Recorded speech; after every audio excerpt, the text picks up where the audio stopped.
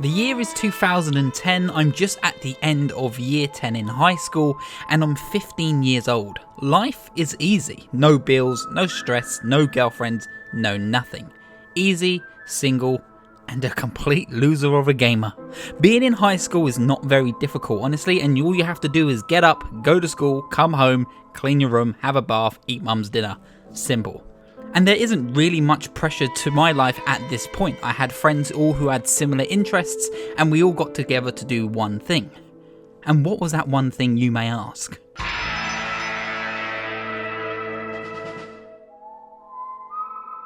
Red Dead Redemption was everything in my life at this point, and it grabbed every single emotion and everything I loved about gaming and everything I loved about cowboys and their tropes, and I was obsessed. The world of Red Dead meant a lot to me as a huge Rockstar fan at the time. It really was like a game changer and no one had seen an open world quite like it before, and what came with that reputation of a Rockstar game. Growing up in my generation, we were obsessed with games like GTA, Bully, The Warriors, even Manhunt. Rockstar had a lot to prove and they showed time and time again that they knew how to change the game, but there was really nothing like Red Dead Redemption. As much as I had tons of friends who I would play the multiplayer with, it was the single player that captured my true heart and made me fall in love with this game even to this day. There is nothing quite like the story I experienced back then, and there's not really been a story that's come as close as Red Dead Redemption 1.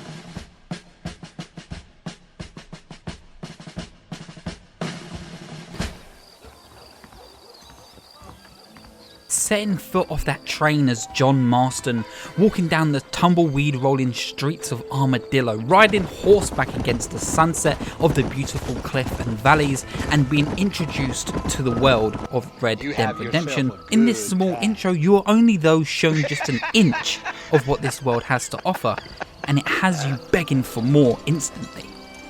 As much as I said it was easy back in 2010 being a high schooler, it still didn't mean there was a lot I wanted to escape from, and this game definitely offered a place I could escape to after school or on my weekends off.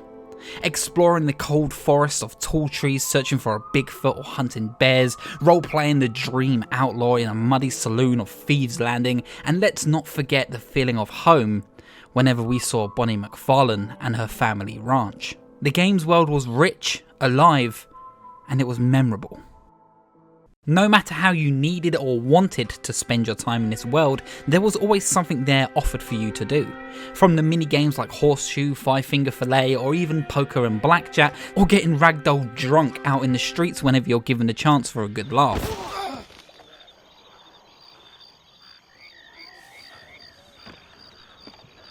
You could find fun in the dirtiest slums and always find the most awe-inspiring views on the most beautiful cliffsides. Maybe you were so taken back by this new and living open world that you would grab your tools and gear and go hunting as you please, ticking off challenges, hunting the best pelts in the country, all types of animals from the smallest birds to the biggest bears and to the ever so charismatic donkey lady? What the fuck? Red Dead asks you to escape and become John Marston, the ultimate outlaw killing badass. And oh yes, there was a lot of killing. You ride with us again, Marston? Will you help me? I will try. It'd be my pleasure. Rockstar's ambitious world was always going to be filled with the ricochet of gunfire, the screaming echoes in a dried valley, and of course the stormy ghost towns of the damned. The kickback and sound design allowed for that cowboy fantasy to stand ever so true and catapult its charming aggressive reality into the controls of your hand. With a quick activation of Deadeye wiping out a gang of bandits within a single motion, John immediately looked like one of the greatest gunslingers that was ever to enter the industry. From the moment you heard draw, bodies would hit the floor, slamming through the doors, hats would then soar, gunfires would roar, and it would make sure John looked like he's done this all before. John was kind. He would stick out his neck for those who he cared for, and he is helpful to all the strangers who he may meet. But he had a job to do. His sole purpose was there to hunt down and kill all the remaining members of his old gang, and he wasn't letting anyone get in his way. but also he couldn't do it alone. So this game was able to introduce to us what we could only refer to as maybe the worst Avengers in history. Of course, you had Bonnie, the tough cowgirl, she's cool. Then you had Mr. West Dickens, a conman. You had Irish, he was just drunk. There was Seth, he dug up dead bodies and maybe did things to them. And everybody else who had their own agenda in this world. These were your team, and this is the best you're gonna get. The disconnection this game allowed me from my real life was truly something tremendous when it came to playing Red Dead Redemption. And the bond I created and explored with John Marston was unmatched for a very long time, and there was a whole cast and crew of characters who you would fall in love with, and so many more that you could hate. John's story and journey was something I grew so fond of during high school, and I would love coming back to my friends and discussing where the plot was going and what we learned about characters and how we felt about the overall game. Red Dead Redemption, to put it short, was my life when it was released, and I was obsessed with it to the T. Having a game that would have you travelling from America to Mexico was something nearly unheard of and felt like something that would be in a 3-hour epic movie at the time. Having such a huge, living, growing open world that would absorb you into its story and had ever-growing tensions for the hunt of your own gang was a true draw of what Red Dead had to offer, and it felt like you and John had seen the world and all it had to offer together. Seeing John laugh, shout, and shoot his way to freedom, and then finally getting it, was just so awesome.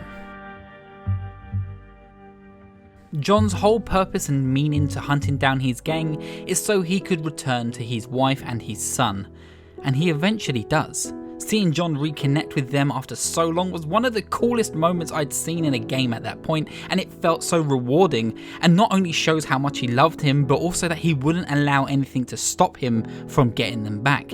Even if it was to kill his old friends and gangs, Javier, Bill Williamson, and of course Dutch Van der Linde. Eventually, every single name was ticked off that list. The Dutch Van der Linde gang was finally no more. John was a free man, and he could finally get away from those untrusted Pinkertons.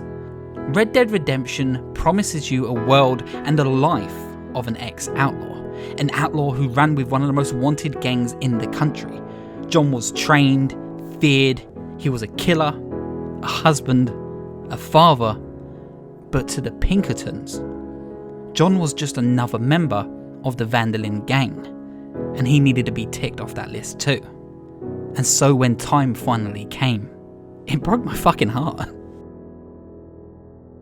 In the height of any combat situation, mixed with gun firing, echoing off walls, or the incredible bassline of the score playing to your beating, fighting heart, and the screams of dying men, Red Dead Redemption's combat really remains an aggressive spectacle to tackle and to endure.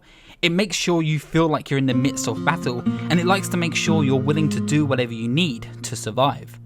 So in John's final epic moment, storming that battlefield to defend his family, it's a very different scene. It's like he knows what's about to happen, and we all know what's about to happen too. This fantasy and dream is finally about to come to an end. No words, no music, just a moment to think and breathe.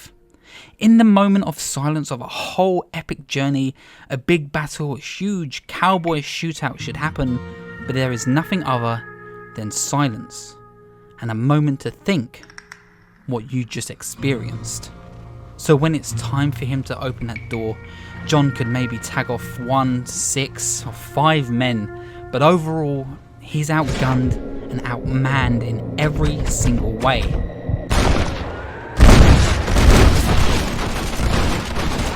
John is then blown away and left to choke and die like an animal,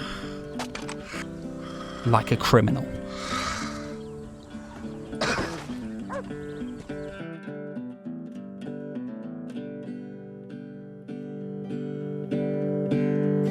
There's an old black train a-comin', scraping along the iron. You don't need no ticket, boys, it'll take you when it's time.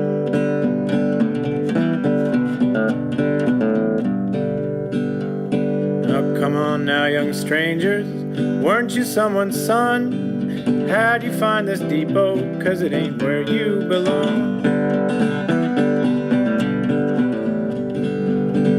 where this old train's going. You can't come back from. Leave your baggage here because we'll need it when you're gone.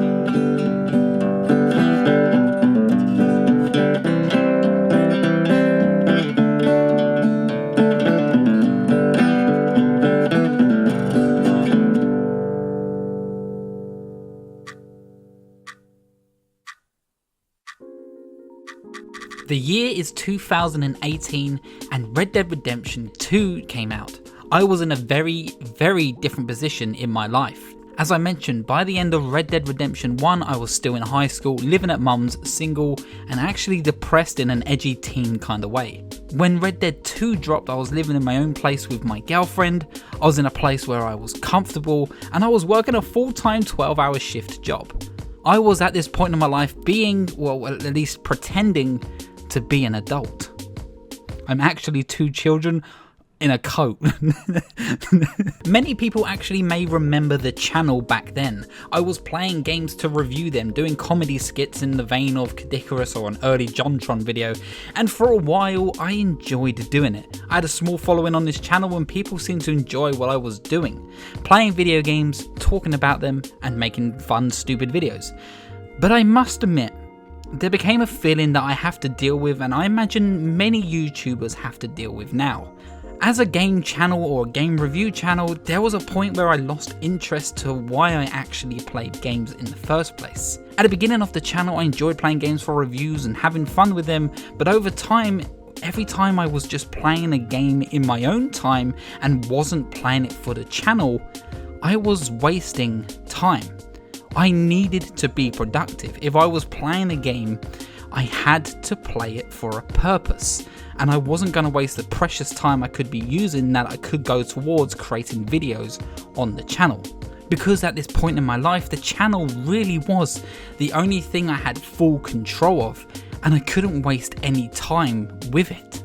I was paying bills, I was working a job, and I was stressed and depressed like no other. Then I heard Red Dead Redemption dropped, and that could only mean one thing: nostalgia.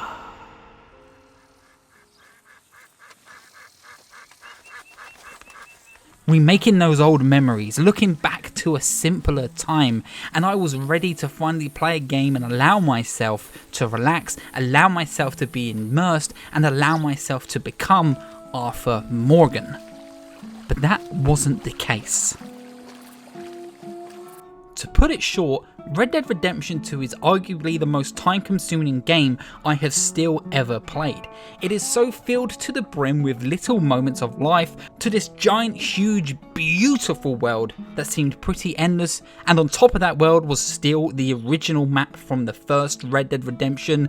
There were living, breathing cities, fully named characters and side missions and events that would all happen in real time of the game. Hunting now wasn't just a matter of finding a kill and then skinning it with a vague animation. As Arthur, you had to track, find the right time of day, use the right tools and or weapons, and even look for the animal and type of animal species that you were looking for, and then have a beautifully cut animation of every single individual animal regarding its size, or if you're going to pull out some feathers or even a heart.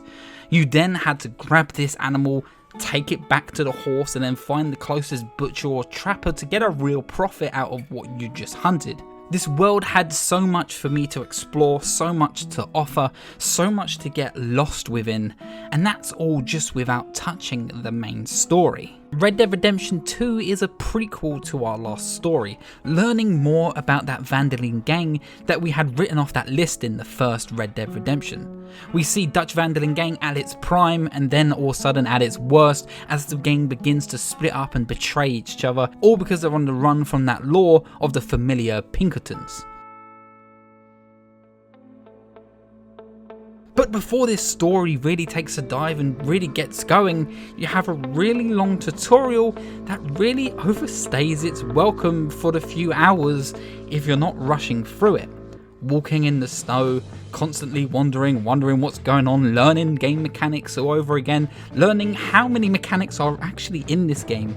Red Dead Redemption 2's first intro story tutorial overstays its welcome way too long, and it gave me an immediate red flag that stuck with me for the remainder of this experience. Remember when I said I had an issue with wasting time when playing video games and feeling like I needed to be productive? Well, Red Dead 2 sprung this anxiety into full swing. But that didn't stop me from putting hours and hours into the game or into the world of Red Dead 2. I was ready to take on every side mission and embrace every single side of Arthur that the game allowed me to explore at the time. Doing missions, exploring worlds, meeting NPCs, and doing it in a way that made me feel like a true outlaw. Doing it in the way I felt like it was intended. Everyone felt the full bulk of Arthur's brutish outlaw attitude that I applied to the character. I was told I was playing as one of the most feared members of one of the most feared gangs in the world, so of course I would play Arthur with psychopathic tendencies. If you was alone at night to come across me, you're going to get a machete to the head. If you was going to give Arthur a side eye, then I would take one of those eyes from you. And if I helped you and you wanted to say thank you, well... There was an aggression and almost a rage inside of me that I applied to the gameplay of Red Dead Redemption and to the personality of Arthur Morgan, and the game didn't stop me from doing so. In 2018, my channel was radically changing at the time. I was tired of the humour-based reviews and I was ready for the next step. I was also at a point in my life where I wanted to change. I wanted to accept and grow and evolve. During this time, it was definitely one of the lowest mental health periods in my life ever. I was lost, I was confused, I was scared about every direction that I was looking and what would be the next step of my life. What would it mean for the channel? What would it mean for my relationship? And what would it mean for me as a person? And it was this negative mindset and energy that lingered with me, and I chose to put every single force of negativity into Red Dead Redemption 2. But it also wormed its way into a negative view I had on the game itself, and it was eating at me and my experience with the character, the world and its story. For so long, when playing Red Dead Redemption 2, I was longing to find nostalgia and find my love and passion for the game and for gaming on its own. But it never showed its face. Every time I jumped into Red Dead 2, I would tell myself, this is the time and this time it will be different. I will finish the game, I will fall in love with its world and I will start all over again. And every single time, I gave up. For me, Red Dead Redemption 2 meant I was looking for that perfect distraction to not focus on the negativity. But clearly to me now, I just needed to accept who I was, and maybe that I was just growing up and I didn't have the same passion for gaming or even the things that I fell in love with once before. It was well into late 2019 and I maybe even clocked over 3 days worth of playtime, and I was only on about chapter 3 of Red Dead Redemption 2, and I just saw no point to playing this game anymore. I was so tired and done with this game. I saw it was so stupidly long for no other reason than to Rockstar to show off their talent and to show their big balls shrinking in the ice and show that they can make a world that felt so alive, but it wasn't what I needed and it's not what any open world needed at the time. Why would you make a game so huge? Why is this game involving so many little things, from the smallest animations to Arthur Morgan's hair growing in real time, to Arthur Morgan getting drunk, Arthur Morgan walking around getting more tired, and Arthur Morgan just wasting time like I was. But to me, it was just that. A waste of time. Admittedly, I didn't come back to Red Dead Redemption 2 for a while. I mean, I would pick it up here and there to grab footage for it in the essays that you saw in like Phobia videos and such, but my relationship with the game really went nowhere, and of course at this time and even by this point I was spoiled for what would happen at the end, Arthur's fate, but I didn't feel anything towards that because I really didn't believe I would come back to it. In the 2 years break I had from the game, I was a very different person. I found a new passion for the channel, I found a new direction to go, I moved into a new flat, me and my girlfriend are stronger than before, I accepted a lot about myself and about the person who I wanted to be. I took a lot of therapy and changed a lot and accepted a lot and loved a lot, and I'm ready to pick up the game again. For so long, from 2008 through high school to 2018 to the very end of 2020, my life was a confusing mess. I was scared of a lot in this world, I hated a lot of the person I'd become, but in 2021 I was finally able to let that go. Let go of this thing that I was so excited to hold on to that I mistakenly confused for nostalgia. And in 2021 I was able to just live my life and take the right steps to be the person I wanted to be and not worry about a single minute being wasted. Because I was finally getting my shit on track. And with getting back on track finally meant I was able to jump straight back into Red Dead Redemption 2 and actually finish it this time. This time around things felt very different. I went in with an open mindset, not playing it for a video, not worried about the time I spent, even if I was playing it for 10 minutes or playing it for 10 hours. I was just enjoying the game, immersing myself and having no other reason to be there besides myself and whatever I wanted to do with my free time. I was able to finally enjoy going fishing, playing games, doing side missions and seeing them through till the end. Allowing the growth in my character's honour and just fully allowing me to lose myself in this world and the many hours it had to offer. I decided to continue playing that very same file, and I decided to live with the terrible actions I wanted my psychopathic Arthur Morgan to once do. And trust me when I tell you, Arthur Morgan did many bad things. He robbed banks, murdered many people, and beat those who couldn't repay their debts. And it's this simple moment and small act of villainy that a simple splat of blood coughed into his face seals his fate once and for all. Where's our money? At the time of playing Red Dead the first time round, this tiny moment doesn't mean anything for players, but it's also this moment that finally contextualized this open world I had so negatively looked upon before, all in one drip of blood. To get to the meat and bones of the story, Arthur learns in the later half that he has contracted TB, tuberculosis, meaning nothing more for a person at this time than certain death. Arthur is angry, confused, and regretful, and has to accept what he has done and who he was, and understand that he can never ever take back what he did until his last breath. Now let me explain what I meant by contextualizing the open world. Red Dead Redemption 2's huge, seemingly unending open world baffled me, irritated me, to the point that it just turned me off completely, and to the point that it felt pointless to have a world so big. Why would you make a game so huge and almost meaningless? Having roaring fields, time of days, different animals, different activities, everything interacting with each other and feel living and breathing. Why do I need to see Arthur Morgan's hair grow? Why do I need to sit through every animation of him skinning an animal? Why do I have to take part in this person's life and day-to-day activity with every minute interaction? Every slow animation, every slip on an ice, every gun running shootout, every character and choice in every single minute, every single action and every small inconvenience felt like a waste of time in my life. But it wasn't my time I was wasting. It was Arthur's life that I was living. Rockstar needed to have a world, an open world that felt living and breathing to its fullest to allow Arthur feel whole as a person and to feel like we was living our best outlaw life through him. He was breathing in this world, living his life, and we saw each and every experience that he and we took granted for. That thuggish outlaw look, the fantasy of being a cowboy in the beautiful surroundings, riding horseback, seeing the majestic creatures of the world, everything felt so freeing for Arthur Morgan.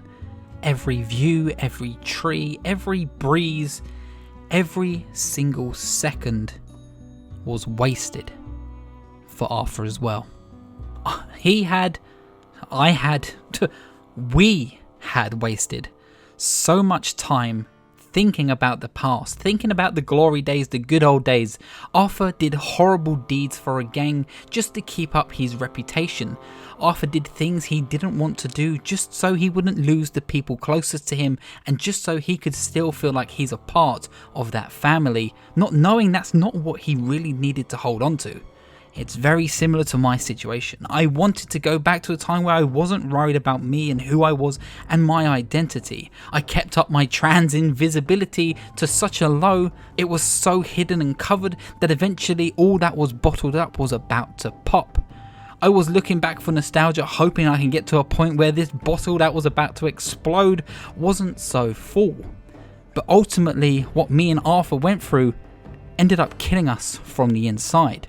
Last year I took the break I needed from this channel and took a break from a lot in my life to really focus and find myself. And I'm still on a better path than I was, and I'm happier than I've ever been in my entire life. Even though I knew of Arthur Morgan's fate, I was ready to let it all go this time and finally spend time with this game to the very end. And Red Dead Redemption 2 now is such an important game in my life, and I'm forever grateful for what it had to offer. I didn't even notice it when playing the first time around. It was a story that reflected a lot of my own troubles and a lot of the past that I regretted. Staying silent, keeping the peace, doing what I need to do to keep a happy family, and ultimately running from my own fate. But at the end of the story, I've made up for a lot of regrets, and I've made up for a lot of shit that I fucked up with the first time round. Arthur Morgan's final hours for us as the player, but possibly weeks for him, are some of the most emotionally grueling and heart-grabbing scenes I've ever seen in a video game in recent years. He is so desperately trying to make up for every grim crime and mistake he had made. Arthur isn't a loud or outwardly emotional man, but in his final hours, he does all that he can to make up and use the time he has left. From the slightest stares and nods of appreciations to small favours to even helping the family he once beat for debt. He can never take back what he's done in the past, and he now has to live with that. But he can try his best and not waste a single moment he has left. He knew where he went wrong, and he knew he wasted the time he had chasing this dream that Dutch had so wrongfully crafted for the gang. Arthur for once realises he needs to start making his own choices and decisions for himself and what's best for him in his final moments. And when it's all said and done, he has to do the best he can do with all the little time he has left. I wasn't ready to let go of this life of Arthur Morgan I had so fell in love with and so hated. I was so emotionally attached to Red Dead Redemption's world that I was so scared of leaving it behind, just like Arthur Morgan was. But I was done with living my life for anybody else. I wasn't trying to be Arthur, I wasn't living for Dutch. I wasn't living for the fear of what people would think of the person I am, who I want to be. I wasn't going to waste time for making other people happy. I was going to enjoy life to its fullest, from the biggest mountains all the way to the smallest grains of sand. And I was going to embrace this huge open world and life with anything that it throws at me.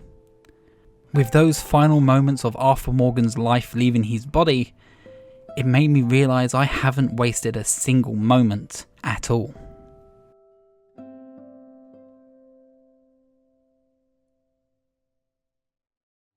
Well, that was emotional, wasn't it? This has been a video that has been in my backlog for a while, and that's because I had yet to complete Red Dead Redemption 2, but I was so keen on talking about my experience with it in a way that felt sincere, and I just wasn't sure how to go about that until after I started crying and bawling my eyes out and complete the game. It really was an experience that was unlike any other, and I'm going to hold it in my heart and into a special place forever. It's going to be one of those games that you play and complete, but you will probably never play again, and I'm okay with that because I knew and I know what that first time around really meant to me as a player. So I was glad I was able to finally make this and just share some love for Red Dead Redemption, because it really is Rockstar's greatest franchise at the moment. Fight me. I hope you enjoyed this video. If you did, of course, please leave a comment, feel free to subscribe, and of course, why not leave a like. I'm also thinking of opening memberships for the channel, so if you want to become a membership, you've probably seen that button next to the next to the old channel there. If you want to join, feel free. You're going to get a cool shout out every single time. I'll find a way to shout out and maybe even put people's names in the videos. I think that'd be fun. You know, if I could like track in people's names and hide them, it'd be like a little fun Easter egg every single time I have a membership. So yeah, feel free. I hope you enjoyed. Love you all, and of course, I'll see you at the next checkpoints. Goodbye.